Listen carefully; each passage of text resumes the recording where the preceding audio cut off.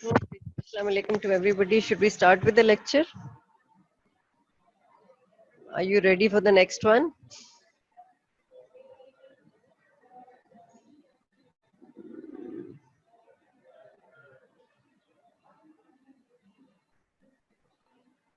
ठीक है. Good.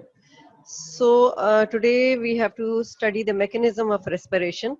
Respiration के anatomical aspects हैं, physiological aspects हैं. Obviously, we have to study the changes, anatomical changes which take place during respiration. Anatomical changes में obviously आपकी thoracic wall आती है, उसमें उसके bones हैं, muscles हैं. Then we have the viscera, we have the lungs, we have the bronchi, tracheobronchial tree जो है वो सारी, तो इन सब में changes take place in order to accommodate the air which is being inspired, and then changes take place so that this air, after the oxygen is taken in and carbon dioxide is given out, this air which contains more carbon dioxide now, which has been exchanged gas, has to be released into the atmosphere. इस सारे mechanism में changes क्या आती हैं आपके thoracic wall में, आपकी tracheobronchial tree में. So this is the mechanism of respiration which we have to study today. Okay, मैं जरा screen slide show कर देते हैं. ठीक है, ये तो डायग्राम आपको पहले हमने इसमें क्या होता है, बकेट हैंडल मूवमेंट है और हमारी दूसरी मूवमेंट थी पंप हैंडल मूवमेंट. ठीक है, ये मूवमेंट आपको typical movements हैं which take place in the thoracic cage in order to increase the diameter of the thoracic cavity. Diameter हमने क्यों increase करना होता है? In order to accommodate the air which is being inspired. ठीक है, thoracic जो cavity है उसकी हम कैपेसिटी, उसका वॉल्यूम इंक्रीज करते हैं.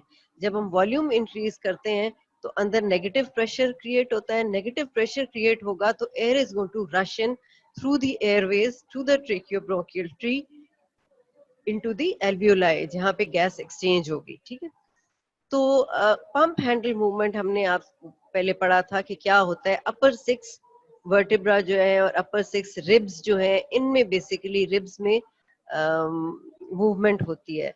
नाउ द अपर 6 रिब्स, इनकी जो एक्सेस ऑफ मूवमेंट है, it passes through the neck of the ribs, और जैसे ये इंटरकॉस्टल मसल्स जो हैं वो कंट्रैक्ट करते हैं, the inclination of the upper 6 ribs is such that it is passing anteriorly and inferiorly. ठीक है, एंट्रो इंफीरियरली इसकी है, और फिर एंगल जब बनता है, एंगल से इसकी डायरेक्शन चेंज होती है, and then it goes and towards the medial side and it is attached to the sternum. तो इंफीरियर इंक्लिनेशन की वजह से क्या होता है कि जब हम पंप हैंडल मूवमेंट करते हैं तो because the axis passes through the neck of the rib, ये जो रिब्स हैं इनकी मूवमेंट ऐसे होती है, they come upwards as they are raised. Upper 6 ribs plus the sternum, जैसे इनकी जो मूवमेंट है अपवर्ड होती है तो डायमीटर जो है, एपी डायमीटर, एंट्रोपोस्टीरियर डायमीटर जो है, ये इंक्रीज कर जाता है. जब एंट्रोपोस्टीरियर डायमीटर इंक्रीज करता है तो ऑब्वियसली थोरेसिक केज की कैपेसिटी बढ़ जाती है. ठीक है, यहाँ भी आपको नजर आ रहा है axis passing through the neck of the rib. Neck जो है वो इधर इसके साथ पोस्टीरियरली होती है. थोरेसिक जो वर्टिब्रा है उनके साथ हेड और नेक की ये अटैचमेंट आपको नजर आ रही है. ये सब हम पढ़ चुके हैं. जैसे ये मूवमेंट होती है तो ये रिब जो है उसको, अपर 6 रिब जो है, they move upwards along with the sternum, और जैसे ये ऊपर जाते हैं तो इनकी एपी डायमीटर इंक्रीज कर जाता है. अब लोअर में क्या होता है? लोअर ऐसे जैसे बकेट हैंडल मूवमेंट है. लोअर 6 रिब में क्या होता है कि यहाँ पे इंटरकॉस्टल मसल जब कंट्रैक्ट करते हैं तो इन रिब्स को दे कैरी इट अपवर्ड्स. इनकी कंट्रैक्शन की वजह से they are pulled upwards. The lower 6 ribs जो है ये भी ऊपर जाते हैं. तो इनिशियली आपको थोरेसिक जो है वो जो कैविटी है वो यहाँ पे नजर आ रही है, इसकी ये लाइन है. इसके बाद क्या होता है, थोरेसिक जो कैविटी है उसकी देखें कि ये यहाँ एंट्रोपोस्टीरियर तो नहीं नजर आ रहा, यहाँ पे आपको ट्रांसवर्स डायमीटर इंक्रीज होता हुआ नजर आ रहा है. तो यहाँ पे लोअर 6 में बहुत ज्यादा ट्रांसवर्स डायमीटर इंक्रीज होता है, because of the bucket handle movement, लेकिन जो अपर 6 में जो पंप हैंडल है उसकी वजह से ये एपी डायमीटर इंक्रीज होता है। दैट मीन्स हमारे पास एपी डायमीटर भी इंक्रीज हो गया, हमारे पास ट्रांसवर्स डायमीटर भी इंक्रीज हो गया। थर्ड डायमीटर जो हमने इंक्रीज करना होता है that is the vertical diameter. अब वर्टिकल डायमीटर क्या है हमारा थोरेसिक कैविटी का, कि अपर जो इसका अपर्चर है, सुपीरियर थोरेसिक अपर्चर से लेके लोअर जो थोरेसिक जो इसकी जो थोरेसिक इंफीरियर थोरेसिक अपर्चर है, it is close by the diaphragm. तो डायाफ्राम जब कंट्रैक्ट करेगा, डायाफ्राम के क्योंकि डोम्स होते हैं वो कंट्रैक्ट करता है तो वो नीचे होता है। जैसे ही वो नीचे होगा, दोनों domes they are going to come down and they are going to increase the vertical diameter. तो इनिशियली जो आपका केज था उसका एपी डायमीटर भी बढ़ गया, उसका ट्रांसवर्स डायमीटर भी बढ़ गया और उसका वर्टिकल डायमीटर भी बढ़ गया। जैसे ये डायमीटर्स बढ़ते हैं क्या होता है कि कैपेसिटी बढ़ती है, कैपेसिटी बढ़ती है तो अंदर जो है वो इंट्राथोरेसिक प्रेशर जो है वो डिक्रीज होगा। वॉल्यूम बढ़ता है तो प्रेशर डिक्रीज होता है, और इस प्रेशर को पूरा करने के लिए बाहर से द एयर रशेस इन। जब भी प्रेशर डिक्रीज जहां पे भी होता है वहां पे प्रेशर को इक्वलाइज करने के लिए, जहाँ रेज प्रेशर होता है वहां से एयर कम्स इन और वो प्रेशर को पूरा करती है, इक्वल करने के लिए, ठीक है ना। तो इक्वल करने के लिए बाहर से the air is going to rush in and that is the inspiration. अब ये रेस्पिरेशन, ये तो आपको मैंने बता दी, इंस्पिरेशन होगी। और एक्सपिरेशन में क्या होता है, it is a passive phenomena. ये सब तो कंट्रैक्ट कर रहे हैं। जब इंस्पिरेशन होती है तो इंटरकॉस्टल्स आपके कंट्रैक्ट कर रहे हैं, डायफ्राम कंट्रैक्ट कर रहे हैं, ठीक है, एक्टिव प्रोसेस है। और उसकी वजह से वॉल्यूम इंक्रीज हो गया, तो वॉल्यूम इंक्रीज हुआ है, प्रेशर लो हो गया और वहां से एयर जो है वो इट हैज रश्ड इन।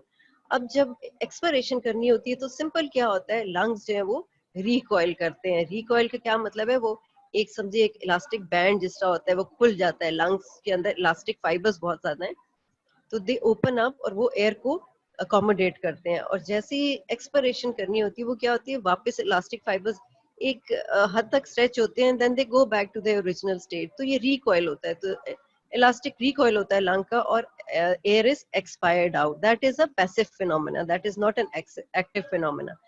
अब रेस्पिरेशन हमने ये देखनी है कि एक तो होती है क्वाइट इंस्पिरेशन, क्वाइट रेस्पिरेशन समझें आपके क्वाइट, आप सिंपल रेस्टिंग स्टेज में बैठे हैं और you are lying down, respiration आपकी हो रही है। तो क्या होता है कि इसमें क्वाइट इंस्पिरेशन में क्या, इंस्पिरेटरी फेज में क्या होगा, एपी डायमीटर इंक्रीज होगा पंप हैंडल मूवमेंट से, ट्रांसफर डायमीटर इंक्रीज होगा 7 to 10th रिब से, वर्टिकल डायमीटर इंक्रीज होगा bye descent of the diaphragm. ये हमने बात कर ली। ये क्वाइट इंस्पिरेशन में ये चीजें चल रही हैं। अब एक्सपिरेशन क्या होगा, पैसिव फिनोमेना, इलास्टिक रिकॉइल हो गया, ठीक है। इंटरकॉस्टल मसल्स कंट्रैक्ट हो रहे थे, उन्होंने रिलैक्स कर दिए। डायफ्राम भी कंट्रैक्टेड था, वो रिलैक्स हो गया, असेंट हो गया। डायफ्राम के जो डायमीटर्स हैं they have gone back to the initial stage.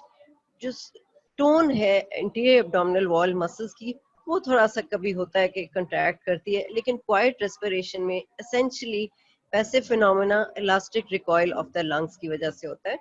Plus muscles obviously relax करेंगे, इंटरकॉस्टल मसल्स भी, असेंट ऑफ डायफ्राम भी है।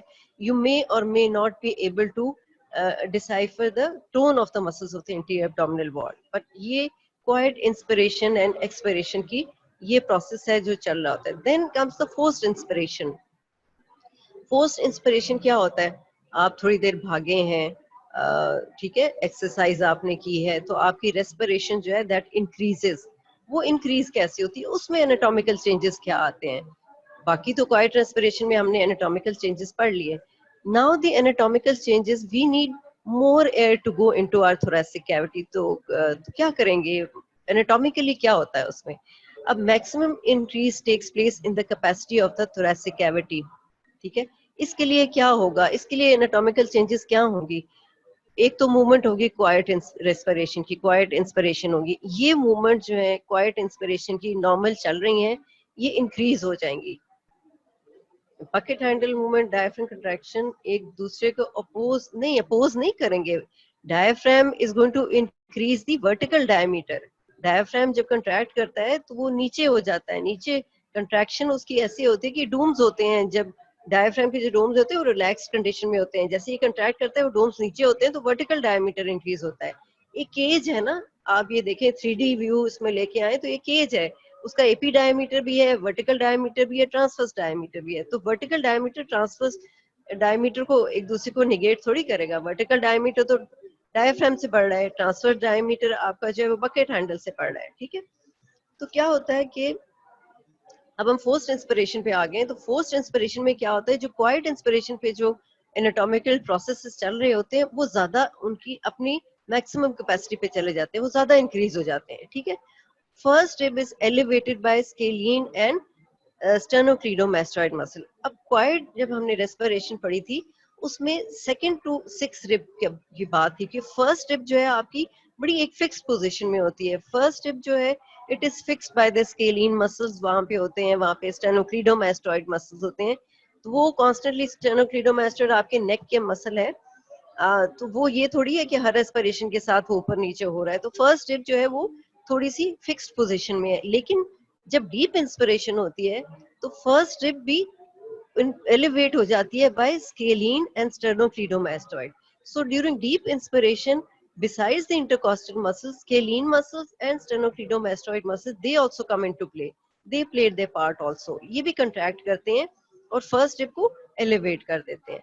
Concavity of the thoracic spine is decreased by the erector spinae muscle. अब क्या होता है concavity जो, और आपको मैंने आपको दिखाया था कि ये curvatures होते हैं, कि concavity होती है, तो ये और पीछे चला जाता है। ये जो थोरेसिक जो आपकी वर्टिब्रे है ये और कनकैविटी इसकी हो जाती है। ये कनकैविटी जब और ज्यादा होती है तो यहाँ एपी डायमीटर और बढ़ जाता है इसका।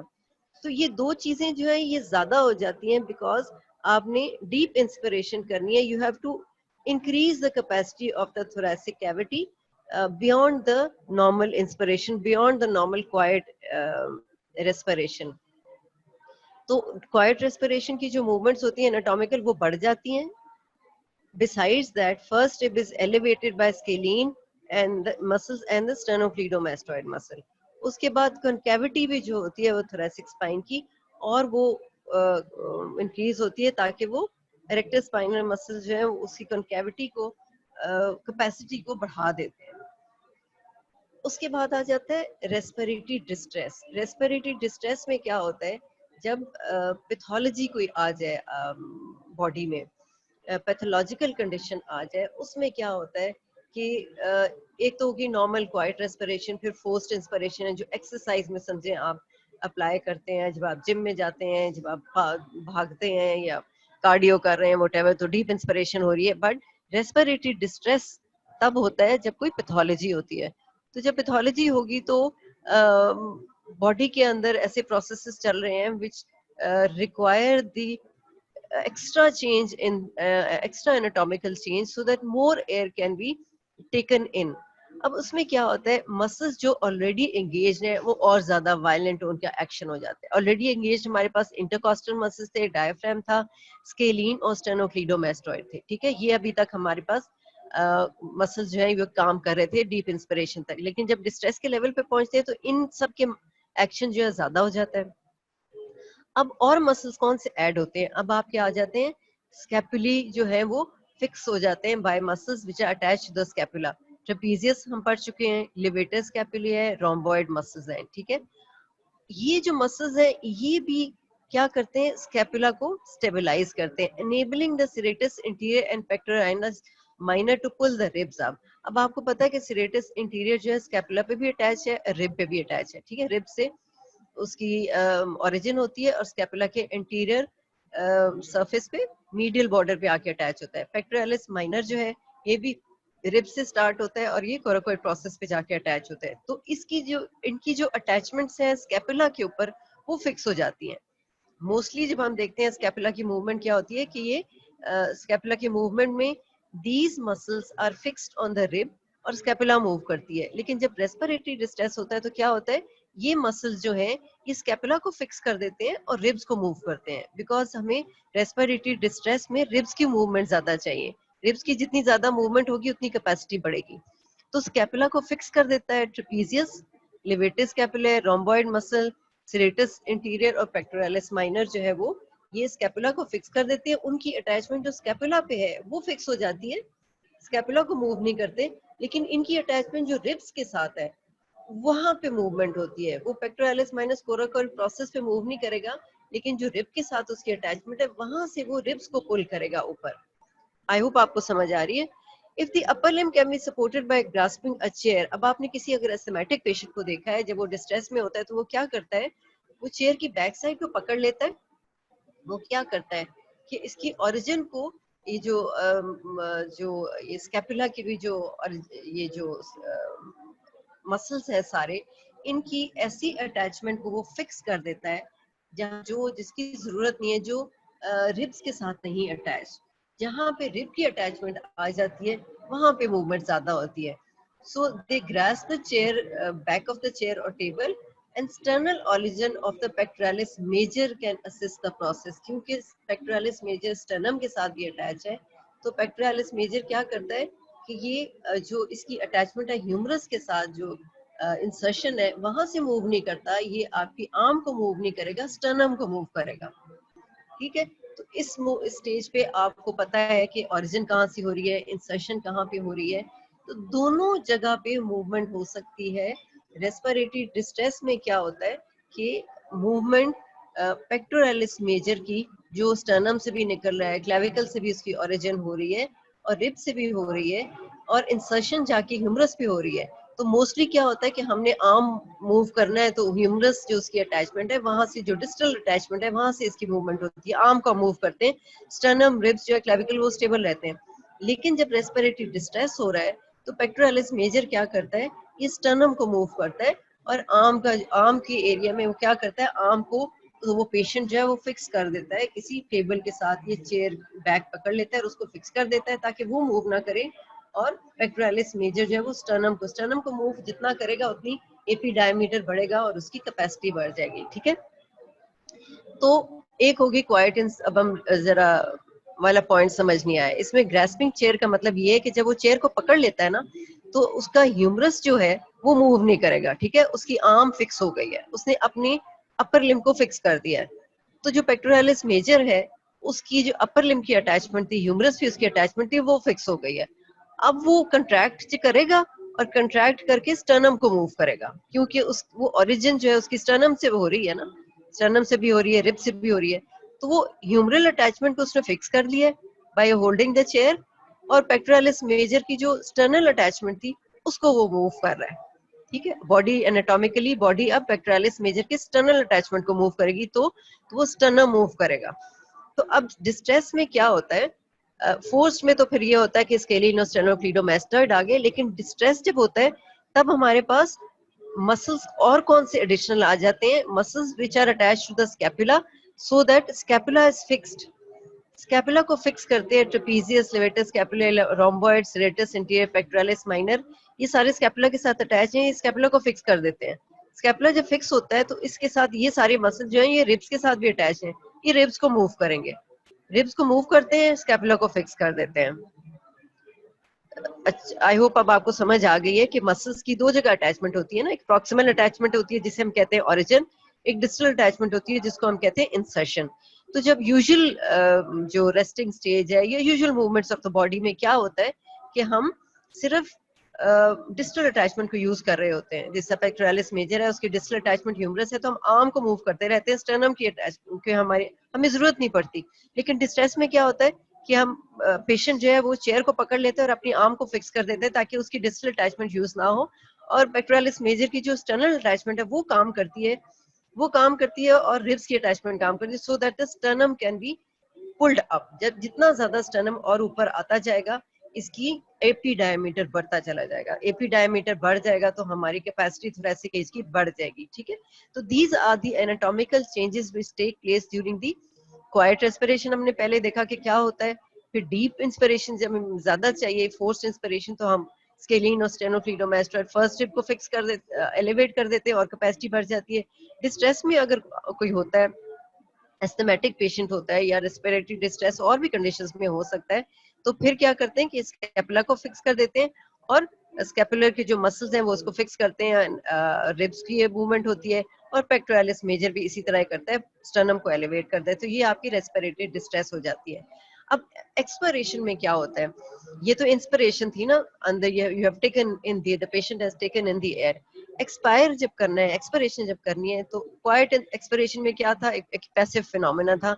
लंग्स जो है वो सिंपल अपनी स्टेज पे वापस आते हैं, उसके इलास्टिक जो फाइबर्स हैं वो स्ट्रेच हुए हुए थे, तो रिकॉइल कर दिए उन्होंने, वापस अपनी स्टेज पे आ गए, लंग्स अपनी नॉर्मल स्टेट पे वापस आ गया है, क्वाइट स्टेज पे। तो रिकॉइल जब होता है तो air it is expelled out, diaphragm intercostal muscle relax कर गए हैं, तो ये थोड़ा सा क्या होता है, कैपेसिटी जो इंट्राथोरेसिक वॉल्यूम है वो डिक्रीज हो जाता है और एयर जो है वो बाहर it is pushed out by expiration, quiet expiration. अब फोर्स एक्सपायरेशन क्या है, ये एक्स्ट्रा एक एक्टिव प्रोसेस है कि आपने एयर को, you have to force the air to go out, और expiration, force expiration active process है। अब इसमें क्या होता है, इसमें जो ज्यादा इंपॉर्टेंट चीज है, ये contraction of the musculature of anterior abdominal wall. अभी आप कभी कोशिश करें कि बैठे बैठे ही अगर आप कोशिश करें कि थोड़ी सी extra volume of air you want to expire, आप अगर एक्स्ट्रा करना चाहते हैं, तो आपके एंटीरियर मस्कुलेचर जो एंटीरियर एब्डोमिनल वॉल के मसल्स हैं, उनको आप क्या करते हैं, कंट्रैक्ट करते हैं। जब इनको आप कंट्रैक्ट करते हैं तो डायफ्राम और ऊपर पुश होता है। डायफ्राम क्योंकि जाहिर है विसरा तो अंदर है ना एब्डोमेन के अंदर, वो कहाँ जाएंगे, वो पुश करेंगे डायफ्राम को, डायफ्राम और ऊपर चलेगा, तो ये एक एक्टिव प्रोसेस है। सो ये air is going to be pushed out of the lungs. So active process क्या है, एक तो musculature of the anterior abdominal wall जो है वो इट कम्स इनटू प्ले, ये कंट्रैक्ट करती है। क्वाड्रेटस लंबोरम जो है वो 12th रिब के साथ अटैच होता है, वो इसको नीचे पुल करता है, ठीक है। लोअर जो रिब है 12th रिब के साथ उसकी अटैचमेंट होती है। इंटरकॉस्टल मसल्स ऑलरेडी जो है वो अपर इंटरकॉस्टल मसल जो है वो रिलैक्स करते हैं, लेकिन लोअर वाले जो होते हैं वो they may pull the 12th rib down. अब सिरेटस पोस्टीरियर इंफीरियर एक मसल था, मैंने आपको बताया था, एक सिरेटस पोस्टीरियर इंफीरियर एंटीरियर था, फिर पोस्टीरियर मैंने आपको पढ़ाए थे थोरेसिक वॉल के अंदर, serratus posterior superior, serratus posterior inferior, और लेटिसिमस डोर्सा है, ये बैक का मसल है, ये भी आप अपर लिम्ब में पढ़ चुके हैं। दे प्ले माइनर रोल, लेकिन ज्यादा रोल उसमें एंटीरियर वॉल के मसल्स का होता है, क्वाड्रेटस लंबोरम का होता है, ये फोर्स करते हैं एयर को टू बी पुश्ड आउट। अब ये तो होगी मसल चेंजेस। आपने देखा कि मसल्स कैसे एक्ट करते हैं थोरेसिक वॉल के ऊपर, and they create more space, more volume inside the thoracic cavity in case of forced inspiration, in case of respiratory distress, कैसे थोरेसिक कैविटी की कैपेसिटी को हम बढ़ाते हैं, ठीक है। और फिर कैसे एक्सपिरेशन होती है, एक्सपिरेशन एसेंशियली जो है क्वाइट पैसिव फिनोमेना है, लेकिन ज्यादा एक्सपिरेशन हमें कब चाहिए होती है, ये जरूरी होती है एस्थमेटिक पेशेंट में। एस्थमेटिक पेशेंट्स जो होते हैं उनके ब्रोंकी के जो वॉल होते हैं, ब्रोंकियल वॉल के जो मसल्स होते हैं वो स्पैज्म में चले जाते हैं, तो वो अगर इनहेल भी कर लेते हैं तो उनके लिए एक्सपायर करना वो एयर मुश्किल हो जाता है। जो एस्थमेटिक पेशेंट्स होते हैं उनके लिए एक्सपिरेशन भी बहुत मुश्किल हो जाती है, क्योंकि ब्रोंकियल वॉल के मसल्स जो हैं वो कंट्रैक्ट हुए होते हैं, वो रिलैक्स नहीं करते कि वो एयर जो है एक्सपायर कर रहे हैं। उन लोगों के लिए फोर्स्ड एक्सपिरेशन चाहिए होती है। तो फोर्स्ड एक्सपिरेशन में फिर हमने बात की थी कि एंटीरियर एब्डोमिनल वॉल जो के जो मसल्स होते हैं they also come into play. So forced quite respiration हमने पढ़ ली, फोर्स्ड इंस्पिरेशन पढ़ ली, रेस्पिरेटरी डिस्ट्रेस पढ़ लिया, फोर्स्ड एक्सपिरेशन भी पढ़ ली हमने कि उसमें क्या करते हैं। अब ये तो हमने बात की थी चेंजेस व्हिच टेक प्लेस। ये किस पेज पर है बेटा, ये आई डोंट नो किस पेज पर है। ये मेरा ख्याल है ये रेस्पिरेशन मैकेनिज्म जो है ना ज्यादा स्नेल में ज्यादा डिटेल में दिया हुआ है, आप वहां देखें, क्योंकि ये केएलएम में नहीं दिया हुआ।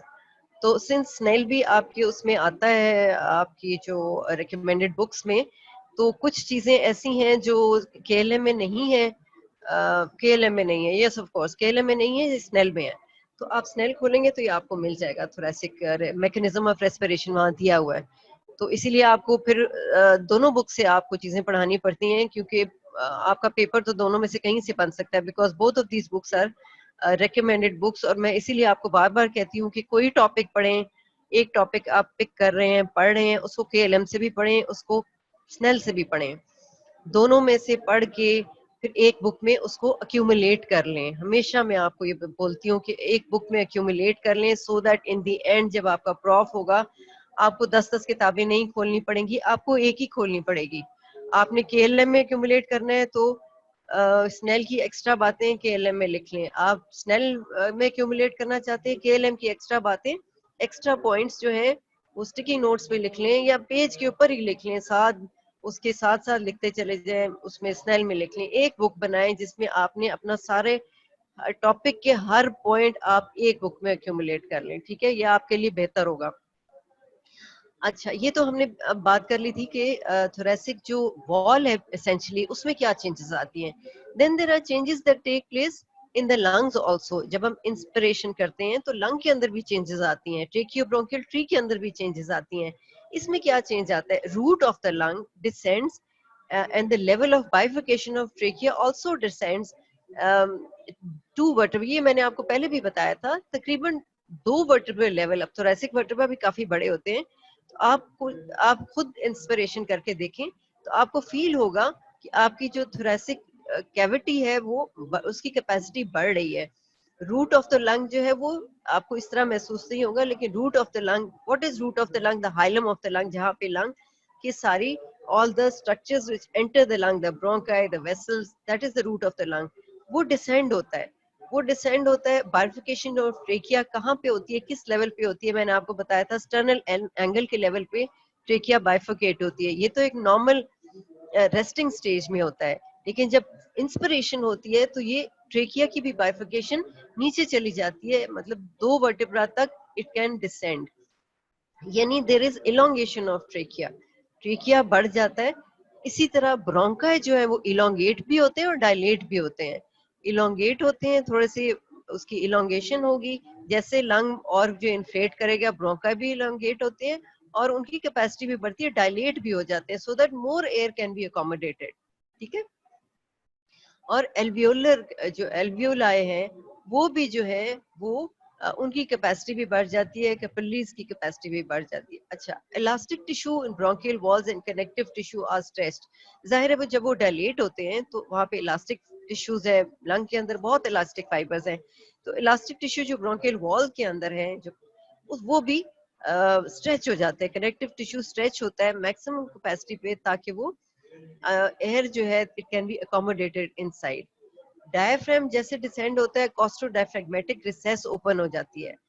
आपने ये पढ़ लिया था कि कॉस्टोडायफ्रैग्मेटिक क्या रिसेसेस क्या होती हैं। These are extra spaces in the pleural cavity which are normally quiet respiration में दे आर नॉट यूज्ड, वो बंद ही रहती हैं, ठीक है। These are the spaces where the costodiaphragmatic space कहाँ पे होती है, रिसेस कहाँ पे होती है, जहाँ पे costal pleura reflects and becomes the diaphragmatic pleura, तो कॉस्टोडायफ्रैग्मेटिक रिसेस बनती है वहां पे। तो नॉर्मली ये रिसेस जो है ये क्लोज रहती है, बट जब डीप इंस्पिरेशन होती है तो ज्यादा लंग जो है वो एक्सपैंड करता है, उसको ज्यादा स्पेस चाहिए, तो उसका जो इंफीरियर शार्प इंफीरियर बॉर्डर है वो कॉस्टोडायफ्रैग्मेटिक रिसेस के अंदर चला जाता है। उसके शार्प इंफीरियर बॉर्डर आपको आपने पढ़े थे, लंग्स के शार्प होते हैं, वो कॉस्टोडायफ्रैग्मेटिक रिसेस तक पहुंच जाते हैं, यानी उसके पास एक्स्ट्रा स्पेस है। ये एक्स्ट्रा स्पेस अल्लाह ने प्रोवाइड की हुई है कि लंग ने अगर ज्यादा फोर्स इंस्पिरेशन, डीप इंस्पिरेशन करनी है तो लंग के पास जगह है कि वो और इन्फ्लेट होके इन रिसेसेस के अंदर चली जाए।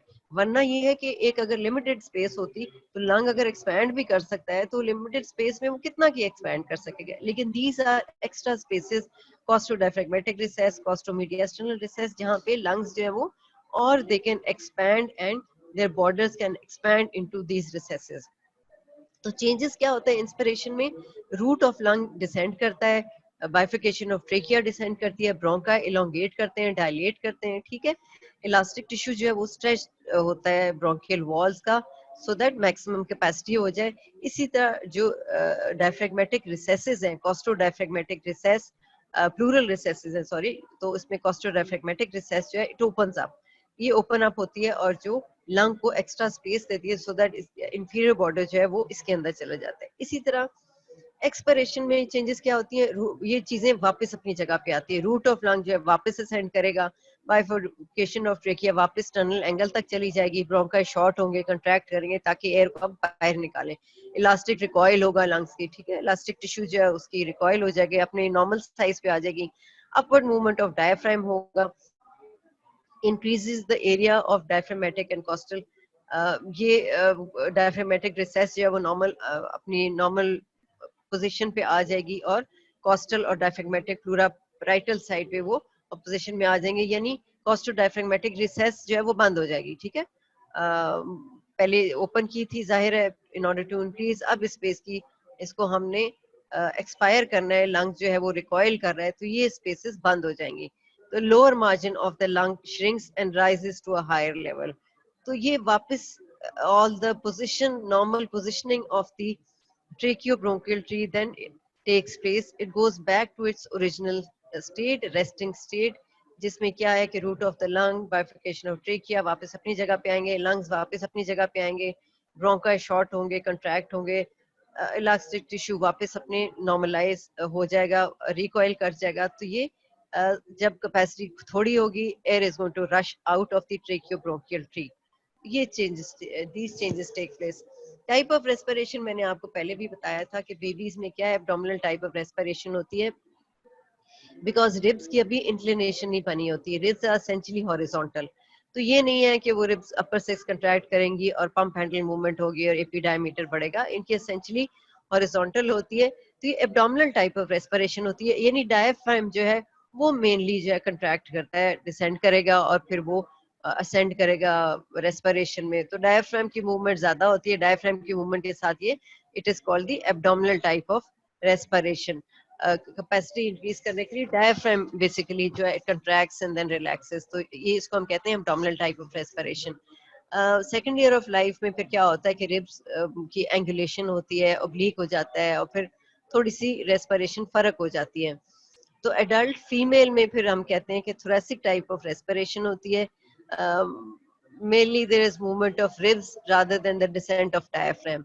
तो फीमेल के अंदर ज्यादा थोरेसिक मूवमेंट आपको ज्यादा मिलेगी, थोरेसिक रिब्स की मूवमेंट ज्यादा होती है, थोरेसिक टाइप ऑफ रेस्पिरेशन होती है। और मेल्स में थोरेसिक एब्डोमिनल दोनों होती है, लेकिन मेनली एब्डोमिनल होती है। सो टाइप ऑफ रेस्पिरेशन से क्या कि इनकी मूवमेंट ज्यादा होती है, ठीक है, इनका एक्शन ज्यादा होता है। So these are the types of respiration which take place during the early stages babies में। फिर जब रिब्स की एंगुलेशन होती है तो क्या होता है कि उनकी एडल्ट फॉर्म ऑफ रेस्पिरेशन वो स्टार्ट होती है, और फीमेल में thoracic type of respiration, ribs mainly play a part, और मेल्स में थोरेसिक एब्डोमिनल दोनों होती हैं। So this is the basically mechanism of respiration। ये एक टॉपिक था जो आपको पढ़ाना जरूरी था इस स्टेज पे, बिकॉज ये आपकी केएलए में नहीं है लेकिन स्नेल में दिया हुआ है, तो ये आ सकता है। Bucket handle movement, pump handle movement तो हम पहले कर चुके थे, लेकिन changes which take place during anatomical changes which take place during quiet inspiration, and then what are the other changes which take place during forced inspiration, then during respiratory distress, ये हमारे लिए important था पढ़ना। इसके साथ आपकी जो first सब स्टेज का कोर्स है दैट इज फिनिश्ड। मंडे से फिर 2-3 हमारे लेक्चर्स हैं, उसके बाद ईद आ जाएगी, ईद के बाद इंशाल्लाह आपकी फर्स्ट सब स्टेज होगी। तो ये अभी तक हमने जितना पढ़ा है, थोरेसिक वॉल है, ट्रेकियोब्रोंकियल ट्री है, लंग्स है, प्लूरा है, ये सब आपका फर्स्ट सब स्टेज में आएगा। सेकंड सब स्टेज में पेरिकार्डियम, हार्ट और मीडियास्टिनम का पार्ट आता है थोरेसिक का, ठीक है। तो यहाँ तक आपका खत्म हो गया। अब हम मंडे को जो हमारी क्लास होगी उसमें हम रिवीजन करेंगे। आप you can give me your feedback, आपको फर्स्ट सब स्टेज में से कौन सा टॉपिक जो है वो आप रिवाइज करना चाहते हैं। फर्स्ट सब स्टेज में आपके मैंने आपको बता दिया, थोरेसिक वॉल है, लंग्स है, ट्रेकियोब्रोंकियल ट्री है, ब्रेस्ट भी इसमें आता है, don't forget, yes don't forget के ब्रेस्ट भी इसमें आएगा, और फिर डायफ्राम भी आएगा। डायफ्राम भी आप कर चुके हैं, उसकी ओपनिंग्स, उसके सारे ओरिजिन, इंसर्शन, एवरीथिंग, ओपनिंग में से क्या क्या गुजरता है, किस लेवल पे ओपनिंग है, तो एवरीथिंग रिलेटेड टू डायफ्राम। और डायफ्राम आपका केएलएम एब्डोमिनल पार्ट खोलेंगे तो उसमें आपको डायफ्राम मिलेगा, इंडेक्स खोल लें आपको मिल जाएगा, आपका लेक्चर हो चुका है डायफ्राम का कल। तो डायफ्राम भी आएगा, ब्रेस्ट भी आएगी, plus thoracic wall and tracheobronchial tree, ये आपके फर्स्ट सब स्टेज में आता है। सेकंड सब स्टेज में as I told you heart आएगा, पेरिकार्डियम, मीडियास्टिनम आएगा। थोरेस की 2 ही सब स्टेजेस होती हैं, सेकंड सब स्टेज के बाद आपकी फाइनल स्टेज होगी, उसके बाद we will go to the lower limb. तो ये आपके पास काफी टाइम है, अभी हम मंडे से हम इंशाल्लाह रिवीजन भी शुरू कर देंगे, तो आप जरूर मुझे अपना फीडबैक दे दें कि आपको किस चीज की, किस टॉपिक की रिवीजन चाहिए, ताकि हम वही करें। मंडे को चले मैं डायफ्राम आपको मंडे को पढ़ा दूंगी, डॉक्टर उस्मा ने आपको पढ़ा दिया है तो मैं आपको डायफ्राम रिपीट करा दूंगी, या ट्यूसडे को डॉक्टर उस्मा का लेक्चर है, आप ट्यूसडे को डायफ्राम पढ़ लें, मंडे को और कुछ पढ़ना चाहें तो मुझे बता दें, so that we will do that. Lungs पढ़ने हैं, लंग्स मैं पढ़ा दूंगी आपको, लेकिन लंग्स सबसे अच्छे जब आप वापस आ जाएंगे ना इंशाल्लाह, डीएच में हाथ में स्पेसिमेन पकड़ के या मॉडल पकड़ के जितना अच्छा समझ आता है उसका लेक्चर्स में भी नहीं आता। तो ये लंग्स तो बेसिकली आप डीएच में पढ़ेंगे, लेकिन आप कहते हैं मैं ऑब्वियसली वो आपको रिवाइज करा दूंगी लंग्स। उसमें होता है क्या, आप एक दफा करवा दे डायफ्राम, चलें ठीक है, मंडे को मैं आपको डायफ्राम करा दूंगी, और ट्यूसडे को डॉक्टर उस्मा लेंगी, बता दें कि डॉक्टर उस्मा क्या आपको रिपीट करा दें, और फिर वेंसडे को एक मेरी क्लास है। So Monday and Wednesday I am going to take your lecture, and Tuesday को डॉक्टर उस्मा लेंगी। तो आपने जो जो टॉपिक्स कराने हैं आप clinical side, yes I believe clinical side जो है ना वो बहुत जरूरी है, क्योंकि लंग्स की बहुत नॉर्मल कॉमन सी डिजीजेस होती हैं। मैं फिर आई विल जस्ट मेरे ख्याल है वेंसडे की क्लास में अप्लाइड एनाटॉमी में आपको I will go through that quickly, वो मैं कर लूंगी, और मंडे को मैं डायफ्राम जल्दी से करा के ट्रेकियोब्रोंकियल ट्री भी आपको बता दूंगी, उसके टिपिकल सेगमेंट्स जो हैं। तो मोटी मोटी चीजें हम मंडे को ये रिवाइज कर लेंगे, और ट्यूसडे को मैं आपको जो रह जाएगा प्लस जो अप्लाइड एनाटॉमी का एस्पेक्ट है वो मैं आपको बता दूंगी। और ट्यूसडे को आपने क्या करना है डॉक्टर उस्मा के साथ, जो भी आपने करना है वो फिर आप बता दीजिए, ताकि वो हम ट्यूसडे को रिवाइज कर लेंगे, क्योंकि ये हमारे 3 है और फिर आपके पास टाइम है, आप एक हफ्ता है, फिर ईद के बाद चंद दिन होंगे आपके पास। आपकी सब स्टेज आ रही है अब 1 जून को, ठीक है, जो स्केड्यूल बना है 1 जून को आपकी सब स्टेज आएगी, तो 1 जून से पहले आपके पास यू है 15 डेज 14 डेज, तो आप अच्छी तरह से ये रिवाइज कर लें, इतना लंबा चौड़ा है नहीं, और डायग्राम जरूर देखें, लंग्स के डायग्राम देखें, ठीक है, आपको समझ आए कि लंग्स की किस तरह उसकी सर्फेसेस क्या हैं। डायग्राम्स बना जरूर लें, क्योंकि आप जब डायग्राम्स बनाते हैं तो आपको वो याद भी हो जाता है। लंग्स का जो हाइलर सरफेस है, मीडियास्टिनल सरफेस है, उसके डायग्राम जरूर बनाए, मैंने आपको पहले भी बताया था, मुझे कोई व्हाट्सएप पिक्चर्स नहीं आई कि किसने क्या डायग्राम बनाया है, प्लीज आप डायग्राम बनाएं, और उसकी मैं आपको बताती हूँ, डायग्राम बनाएं, एक तो लंग की हाइलर सरफेस बनाएं, लंग्स की प्लूरा की नर्व सप्लाई लिम्फेटिक ड्रेनेज जरूर बनाएं, ब्रेस्ट इसमें भी आता है, तो ब्रेस्ट के जो डायग्राम्स हैं वो आपने बनाए हुए हैं, ठीक है, लेकिन उसकी एक दफा प्रैक्टिस कर लें, ये डायग्राम बनाने को आते हैं, ठीक है, तो ये आप जरूर बनाएं और मुझे व्हाट्सएप करें पिक्चर्स, ताकि मैं देखूं आप बना रहे हैं कि नहीं बना रहे, because this is very important. Diagram बनाने का बेसिक मकसद ये होता है, एक तो ये है कि आपको जैसे जैसे बनाते हैं आपको समझ आती है, आपको याद भी होता है, दूसरा these diagrams are they do come as a question, आपको बनाने के लिए आ जाते हैं। Draw the lymphatic drainage of the make draw and label diagram showing the lymphatic drainage of lungs, draw and label diagram showing the nerve supply of lung and pleura. तो ये आपने बनाए होंगे तो आपको आएंगे, तो आप प्लीज ये बनाएं जरूर घर में बैठ के। बनाने में तो कोई इतना वो मसला नहीं है, दिमाग नहीं लड़ाना पड़ता, ठीक है ना। ड्राइंग आप लोगों की बड़ी अच्छी अच्छी ड्राइंग्स है, कई तो बच्चे बहुत ही अच्छी ड्राइंग बनाते हैं, तो थोड़ा सा टाइम ले, you have ample time at home, तो आप ये करें, डायग्राम भी जरूर बनाएं, जिन जो जो जरूरी है, मैं एक्स्ट्रा डायग्राम्स आपसे बनवाती नहीं हूँ, जो जिनके क्वेश्चंस आते हैं मैं सिर्फ वही बनवाती हूँ आपसे, तो आप वो बनाएं, बाकी आप कंसंट्रेट करें थ्योरी के ऊपर, ठीक है, थ्योरी के ऊपर आप कंसंट्रेट करें ताकि आपके क्वेश्चंस जो हैं वो सही हो जाएं। ओके, सो एक मेरे पास डायग्राम आ गया है, ये आपने बनाया है जो पहला, ठीक है, थोरेसिक कैविटी का और लंग्स का, ठीक है, इसी तरह बनाए और मुझे ज़रूर भेजें, ताकि मुझे पता हो कि आप ये बना रहे हैं, ठीक है ना, बिकॉज मुझे फिर बड़ी आई फील सेटिस्फाइड कि आपको कम से कम आप ये कर तो रहे हैं घर बैठे हुए, you not wasting your time, as I told you before कि ये आपको अल्लाह मियां की तरफ से समझे मिल गया है टाइम, इतना ज्यादा टाइम, वरना हम तो इतने जल्दी जल्दी में आपको पढ़ाते हैं और इतनी जल्दी हमारा सब कुछ चल रहा होता है, फिर हम आपको बार बार आपसे टेस्ट भी, आपके रिवीजन टेस्ट भी लेते रहते हैं। लेकिन अब ये हालात ऐसे हो गए हैं, आप घर पे बैठे हुए, डोंट वेस्ट योर टाइम, आप जरूर पढ़ें, साथ साथ पढ़ते रहें, ठीक है। अच्छा, वाई मूवमेंट्स अगर differently in babies and adult, female और मेल, मैंने आपको बताया था बेबीज के इसलिए होते हैं कि उनकी अभी रिब्स डेवलप हो रही होती हैं, तो रिब्स की एंगुलेशन अभी नहीं बनी होती, ठीक है ना। तो रिब्स की एंगुलेशन नहीं बनी होती, जैसे जैसे वो एंगुलेशन बनती है तो उनकी मूवमेंट डिफरेंट हो जाती है, इस वजह से उनकी मूवमेंट डिफरेंट होती है। मैंने आपको बताया ribs they are essentially horizontal, वरना एडल्ट में क्या होता है कि रिब्स की जो इंक्लिनेशन है, द रिब्स उनकी अटैचमेंट वर्टिब्रा के साथ, हेड और नेक की जो अटैचमेंट वर्टिब्रा के साथ होती है, posteriorly it is at a higher level, और जब वो इंटीरियरली जाते हैं they go downwards and anteriorly, जब स्टर्नम के साथ अटैचमेंट उनकी है, जब आप लेवल देखें, sternal attachment is a little lower than the vertebral attachment of a rib. तो इंक्लिनेशन डाउनवर्ड्स एंड इंटीरियरली है रिब्स की, तो बेबीज की जो हॉरिजॉन्टल होती है, इस वजह से इनकी मूवमेंट होती है। और मेल्स और फीमेल्स में इसलिए डिफरेंट होती है कि मेल्स की आप कहीं आप जाके एक तो ऑब्वियस जो एनाटॉमिकल चेंजेस हैं, लेकिन बॉडी के अंदर जो एनाटॉमिकल चेंजेस ऑब्वियस है वो तो है, लेकिन रेस्पिरेटरी मूवमेंट जो है वो ज्यादा चेंज, एक तो बोन्स भी डिफरेंट होती हैं मेल्स की। आप जब आप डिफरेंट करेंगे, आप आगे आगे जाके बोन्स देखेंगे मेल्स की और फीमेल की, तो उनमें भी बहुत डिफरेंट होते हैं, हार्मोनल डिफरेंस, क्योंकि हार्मोन्स डिफरेंट होते हैं, they have a lot to do regarding the development of the bones of males and female, ठीक है ना। तो बोन्स जो है वो ज्यादा स्ट्रांग होती है मेल्स की, ज्यादा हैवी होती है मेल्स की, तो इस वजह से रेस्पिरेशन, और सेकेंडली ये ज्यादातर तो इफेक्ट हार्मोन्स का होता है, ज्यादा डीप रेस्पिरेशन होती है मेल की।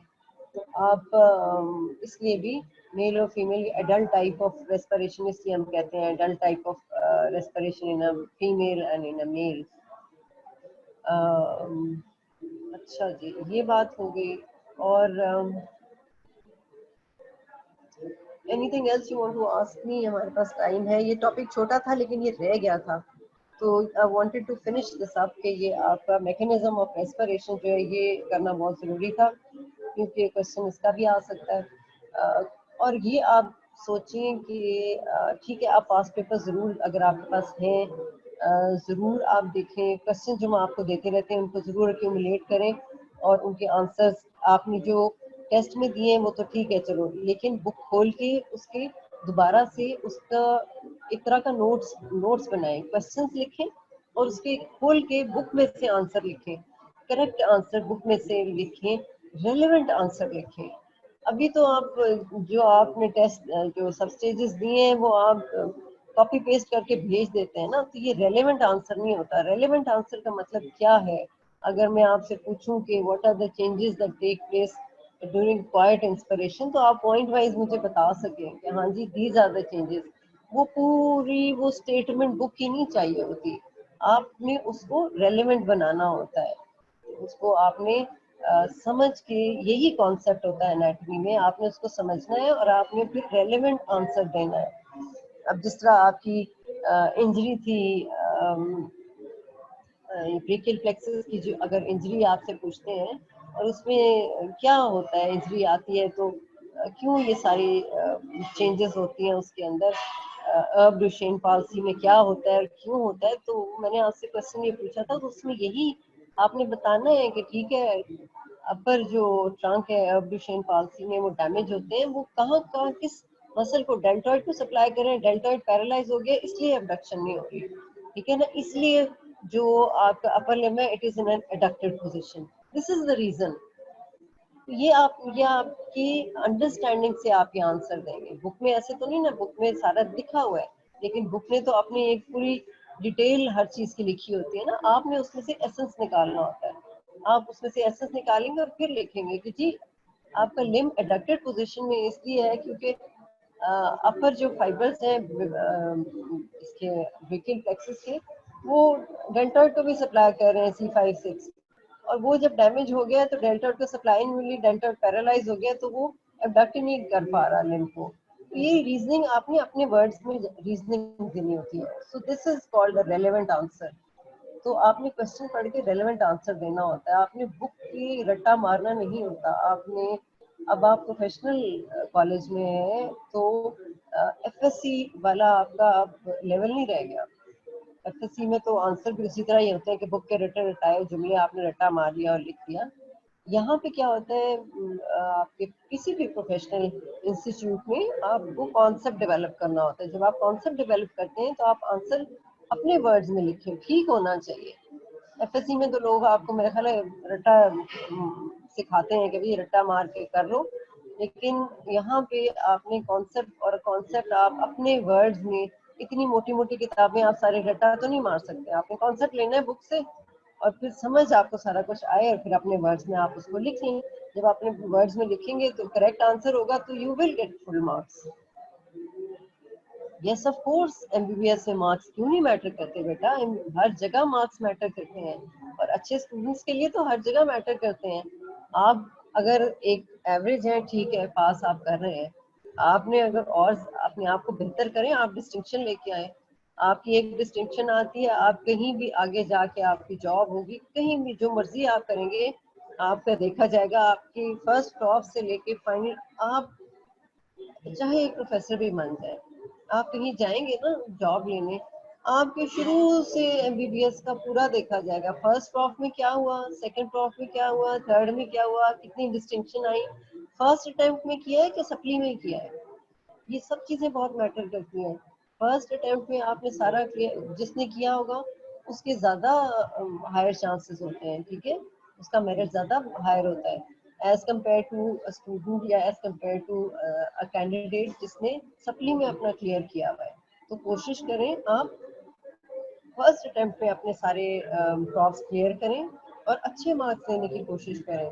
जितना आप ज्यादा अच्छे फर्स्ट डिविजन इसमें इतनी मैटर नहीं करती, लेकिन आप कोशिश करें। अब आप 60% लें, बच्चे बहुत अच्छे मार्क्स लेते हैं, बड़े अच्छे हमारे स्टूडेंट्स रहे हैं, डिस्टिंक्शन आती हैं हमारे कॉलेज में, अच्छे स्टूडेंट्स होते हैं, तो आप भी जरूर लें। आप बल्कि मैं तो आपको हमेशा ये कहती हूँ, जिंदगी में कोई भी काम करें, आप अपने आप को बेहतर से बेहतर करें। कोई भी काम करें, दिल लगा के करें, मेहनत से करें, आप उसको अच्छा करने की कोशिश करें। Try to improve yourself in every aspect of your life. Studies क्या, बाकी भी जो काम भी करें उसमें आपकी क्या कहना चाहिए, डेडिकेशन होनी चाहिए। मैं तो इस चीज़ पे बहुत बिलीव करती हूँ कि डेडिकेशन तो होनी चाहिए, फेथफुलनेस होनी चाहिए, लॉयल्टी होनी चाहिए अपने काम के साथ।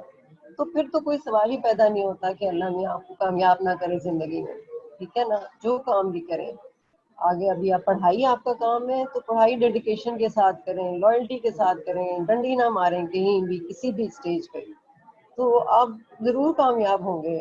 बच्चे लेते हैं ना डिस्टिंक्शन, अच्छे मार्क्स लेते हैं। पिछली क्लासों में देखो इतने अच्छे अच्छे स्टूडेंट्स हमारे रहे हैं, डिस्टिंक्शन लेते हैं। एनाटॉमी में भी डिस्टिंक्शन आती हैं, पिछली क्लास में डिस्टिंक्शन आई थी इतनी अच्छी, वो सारे साल बड़ा अच्छा मेहनत से पढ़ती रही है बच्ची, तो उसकी आई थी। तो कोई सब्जेक्ट मुश्किल नहीं होता, तो पढ़ाई में भी बाकी भी जिंदगी में जरूर keep your dedication, your faithfulness, loyalty in your mind. मैंने जो काम करना है डेडिकेशन से करना है, ठीक है ना, बुराई डेडिकेशन से नहीं करनी, वो आप कोशिश करें कि आप ना करें तो बेहतर है। तो बाकी जो है वो अच्छे कामों में लगे, अच्छे काम करें। So coming back to our subject, हमने अभी रेस्पिरेशन का मैकेनिज्म पढ़ा है, तो ये कोई इतना लंबा चौड़ा टॉपिक नहीं है। रेस्पिरेशन का मैकेनिज्म आप पढ़ लें, स्नेल में बहुत अच्छा दिया हुआ है। ये मेन पॉइंट्स उसके थे जो मैंने आपको दिखा दिए हैं। These are the main points जो मैं आपको जरूर स्लाइड बना लेती हूँ, इसलिए कि कई दफा बच्चों को समझ नहीं आती कि बुक में से क्या चीज पिक करनी है और क्या चीज नहीं पिक करनी, ठीक है ना। तो मैं इसीलिए आपको ये स्लाइड्स बना देती हूँ आपके लिए।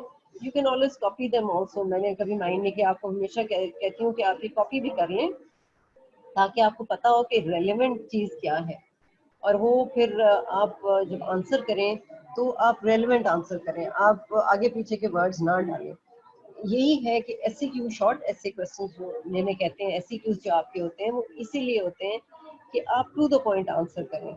आपसे अगर, हमेशा मैं आपको समझाती हूँ, इन्यूमरेट किया हुआ है, इन्यूमरेट ब्रांचेस, ब्रांचेस के नाम लिखते हैं, जहाँ लिखा हुआ है डिस्क्राइब, वहाँ आपने डिस्क्रिप्शन देनी है, वहाँ फिर उस टॉपिक के मुताबिक जो कुछ आपको आता है आप लिख दें। डिस्क्राइब जब अगर आपको करने को आए, या एक्सप्लेन कर, ये दो वर्ड ऐसे हैं, डिस्क्राइब या एक्सप्लेन। अगर ये आपके क्वेश्चन में है तो उस टॉपिक के मुतालिक जो कुछ आपको आता है आप लिख दें, ठीक है। लेकिन अगर आता है इन्यूमरेट, तो इस तरह की वर्डिंग्स आती हैं, ठीक है, या नेम, गिव, तो इस तरह के आते हैं, तो फिर आपने टू द पॉइंट आंसर करना है, फिर आपको फुल मार्क्स मिलेंगे क्योंकि आपने आंसर करेक्ट कर दिया है। तो कोई वजह नहीं है कि आपको फुल मार्क्स ना मिल सके। और एससीक्यू में इसीलिए कि शॉर्ट, आपने लंबे लंबे पेजेस नहीं भरने, आपने टू द पॉइंट आंसर करना है। और मैं खुद जाती हूँ पेपर्स चेक करने। ऑब्वियसली हमें तो नहीं पता होता किस बच्चे के हैं, किस कॉलेज के हैं, हमें तो वो जो नंबर्स लगे होते हैं वो फेक नंबर्स होते हैं, वहाँ पे जो रोल नंबर्स फेक लगा के हमें देते हैं। पेपर्स जो चेक करने होते हैं प्रॉफ के, तो उसमें बच्चों ने लंबे लंबे पेजेस भरे होते हैं और कोई रेलेवेंट चीज़ नहीं होती, फिर उनको नहीं मार्क्स मिलता है। क्योंकि वहाँ पे जो सारे जाते हैं, सीनियर्स जाते हैं, प्रोफेसर्स जाते हैं, एपीज जाते हैं पेपर चेक करने, they know their subject very well. तो आप टू द पॉइंट लिखेंगे, सही लिखेंगे, तो आपको फुल मार्क्स मिलते हैं। और मैंने दिए बहुत सारों को, 2 लाइनें 3 लाइनों में भी उन्होंने सही आंसर दे दिया तो 5 के 5 मार्क्स मिलते हैं। लेकिन अगर 2 पेजेस में, 5 पेजेस में भी उसने काम की बात नहीं लिखी तो नहीं मिलेंगे मार्क्स। तो ये आप जो है इस टाइम को अवेल करें और अपना सब्जेक्ट जो है वो अच्छी तरह, अभी तक आपने अपर लिम्ब पूरा पढ़ लिया है, थोरेक्स या आपकी एक सब स्टेज का टॉपिक्स पूरे हो गए हैं, आप समझे आधा आपका कोर्स कवर हो गया है, ठीक है ना, जो ग्रॉस एनाटॉमी का रिलेटेड है। बाकी सेकंड सब स्टेज होगी हमारी थोरेक्स की, और फिर साथ ही उसकी फाइनल स्टेज हो जाएगी। थोरेक्स की 2 सब स्टेजेस हैं, उसके बाद आगे जाके लोअर लिम्ब की फिर 4 सब स्टेजेस हैं, जिस तरह अपर लिम्ब की थी। फिर वो लोअर लिम्ब हम करेंगे। तो और कुछ पूछना चाहें? मंडे को मैं आपको डायफ्राम खुद पढ़ा दूंगी, ठीक है। एक दफ़ा डॉक्टर उस्मा ने करा दिया, आई विल रिपीट इट। और उसके साथ मैं आपको ट्रिकियोब्रोंकियल ट्री भी थोड़ा बहुत करा दूंगी। और उसके अलावा ट्यूसडे को जो आपने डॉक्टर उस्मा से पढ़ना है वो आप उनको बता दें या मुझे बता दें, I give her the message. और वेंसडे को हम अप्लाइड एनाटॉमी कर लेंगे, क्योंकि अप्लाइड एनाटॉमी काफ़ी ज़्यादा है लंग्स और इसकी पर्स की, इसकी भी बहुत ज़्यादा है, हार्ट की भी बहुत ज़्यादा है। तो अप्लाइड एनाटॉमी इसलिए कि बहुत कॉमन डिजीजेज हैं जो इसमें आती हैं। जाहिर है आपके जो रेस्पिरेशन से रिलेटेड है, थोरेसिक एज से रिलेटेड है, बहुत सारी है। अब टेस्ट होगा 1 जून को, आपकी फर्स्ट सब स्टेज होगी, ठीक है। तो वो इंशाल्लाह ईद के बाद होगी, तो आपके पास काफ़ी टाइम है, आप पढ़ लें, याद कर लें अच्छी तरह से, जो मैंने आपको पॉइंट्स बताए हैं वो माइंड में रखें। और ठीक है। तो और कुछ पूछना हो आपको पूछ लें। डायग्राम प्लीज मुझे जो है ना बना के मुझे व्हाट्सएप कर दें, 2-3 डायग्राम, ताकि मुझे तसल्ली हो। 3-3 4-4 तो कम से कम नर्व सप्लाई, लंग की, फ्लोरा की, और लिम्फेटिक ड्रेनेज। इसी तरह ब्रेस्ट के दोबारा बनाएं, पंप हैंडल, बकेट हैंडल, और ये पंप हैंडल और बकेट हैंडल मूवमेंट की डायग्राम जरूर बना लें। ये क्वेश्चन आता होता है। केएलएम पर अच्छे नहीं लिखा हुआ, नहीं, क्लिनिकल केएलएम के बहुत अच्छे हैं, आप केएलएम के ही टॉपिक्स देखें। कुछ ऐसे हैं जो स्नेल में ज़्यादा अच्छे हैं, जिस तरह आपकी थोरैकोसेंटिसिस जो है वो केएलएम में ज़्यादा डिटेल में दी हुई है, लेकिन इतनी डिटेल चाहिए नहीं आपको। वो लेयर्स जैसे मैंने आपको बताया था, the layers which are penetrated by the needle during thoracocentesis, ये आता होता है क्वेश्चन, तो ये उसमें ज़्यादा अच्छा दिया हुआ है।